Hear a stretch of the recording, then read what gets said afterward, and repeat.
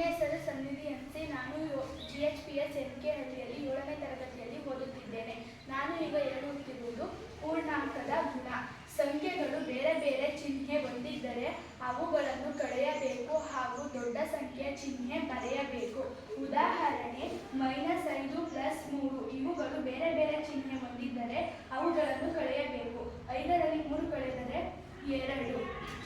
ಇವೆರಡರಲ್ಲಿ ದೊಡ್ಡ ಸಂಖ್ಯೆಯ ಚಿಹ್ನೆ ಹಾಕಬೇಕು.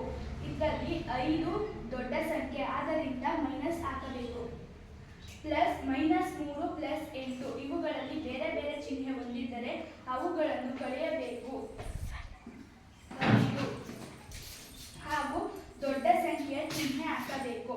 8 ದೊಡ್ಡ ಸಂಖ್ಯೆ, ಆದ್ದರಿಂದ ಪ್ಲಸ್ ಹಾಕಬೇಕು.